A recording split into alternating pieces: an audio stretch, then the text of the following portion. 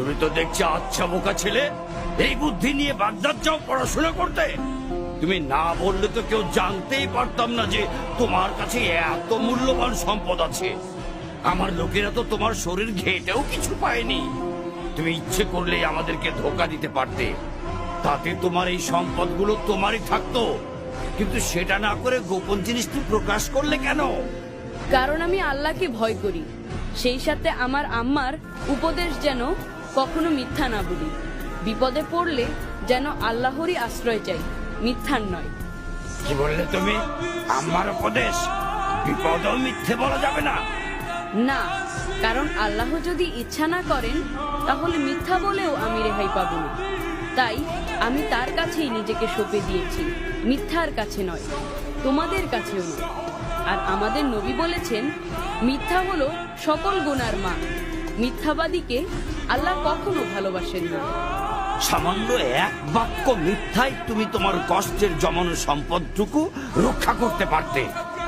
আমি বরং তার চেয়ে বড় সম্পদ রক্ষা করেছি, সেটি হলো সত্য, মহান আল্লাহর হুকুম আর আমার মায়ের উপদেশ।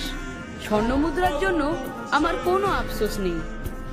সত্যের চর্চায় এতটাই উদ্ভিদ এই বালক, এই সাহস, এই ভরসা সে কোথা থেকে পেল? কত বড় সাহস! সর্দারের মুখে মুখে কথা! তোর ঘাট থেকে মাথাটা নামিয়ে দেবো আজ। থামো! কাল কিয়ামতে মহান রবের সামনে আমাকে মিথ্যাবাদী হিসেবে দাঁড়াতে হবে না। এর চেয়ে খুশির সংবাদ আর কি হতে পারে? এই বালক মায়ের কথার অবাধ্য হচ্ছে না, আর আমি আল্লাহর অবাধ্যতাকে পেশা বানিয়ে নিয়েছি। হায় খোদা, কি হবে আমার পরিণতি? আমাকেও তো একদিন মরতে হবে। কাল কিয়ামতে আল্লাহ যখন জিজ্ঞেস করবেন দুনিয়াতে আমাকে লুটপাট করার জন্য পাঠানো হয়েছিল কিনা, তখন আমি কি জবাব দেব? আমাকে তুমি ক্ষমা করে দাও বাবা, ক্ষমা করে দাও। আজ তুমি আমার চোখ খুলে দিয়েছো।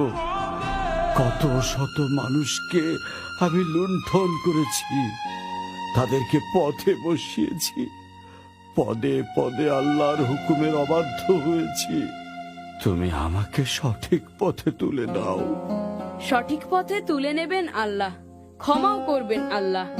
আপনি শুধু তার কাছে তওবা করুন আর প্রতিজ্ঞা করুন যে ভবিষ্যতে কোনো দিন আল্লাহর অবাধ্য হবেন না, ডাকাতি করবেন না, লুটতরাজ করবেন না।